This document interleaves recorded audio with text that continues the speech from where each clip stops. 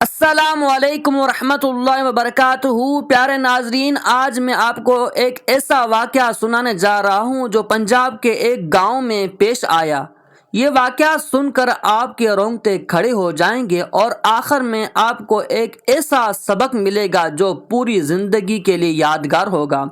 پنجاب کے ایک چھوٹے گاؤں میں ایک پرانی حویلی تھی۔ لوگ کہتے تھے کہ اس حویلی میں کوئی نہیں رہتا، لیکن رات کے وقت وہاں سے خوفناک آوازیں آتی تھیں، کبھی کسی عورت کے چیخنے کی آواز، کبھی بچوں کے رونے کی، اور کبھی یوں لگتا جیسے کوئی دیواروں پر دوڑ رہا ہو۔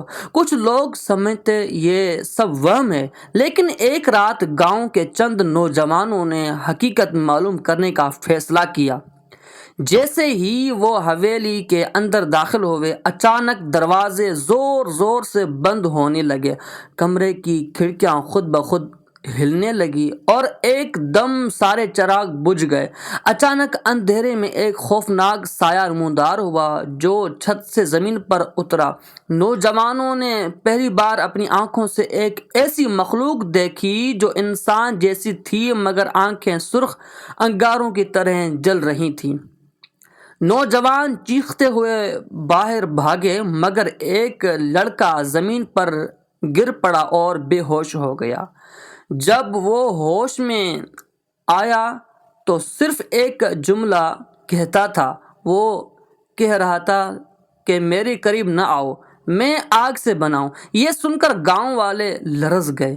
اس کے بعد حویلی کو ہمیشہ کے لیے بند کر دیا گیا۔ پیارے ناظرین، یہ واقعہ ہمیں ایک بڑی حقیقت سمجھاتا ہے۔ جنات کا وجود صرف کہانی نہیں بلکہ قرآن و سنت سے ثابت ہے، مگر اصل بات یہ ہے کہ جنات سے ڈرنے کی ضرورت نہیں، کیونکہ حفاظت صرف اللہ کے ذکر میں ہے۔ رسول اللہ صلی اللہ علیہ وسلم نے فرمایا، صحیح مسلم کی حدیث ہے، جو شخص سورۃ البقرہ کی تلاوت کرتا ہے اس کے گھر سے شیطان بھاگ جاتا ہے۔ یعنی اگر ہم قرآن اور اذکار کو اپنی زندگی کا حصہ بنا لیں تو نہ جنات ہمیں نقصان پہنچا سکتے ہیں اور نہ کوئی جادو اثر کرے گا۔ پیارے دوستو، اس واقعے کا سبق یہ ہے کہ حفاظت صرف اور صرف اللہ کے کلام میں ہے۔ اگر آپ چاہتے ہیں کہ آپ کے گھر میں سکون اور برکت ہو تو قرآن کی تلاوت اور ذکر الہی کو لازم پکڑیں۔ آپ کا کیا خیال ہے؟ اگر آپ کبھی ایسی کسی واقعے کے گواہ بنے ہیں تو کمنٹس میں ضرور بتائیں۔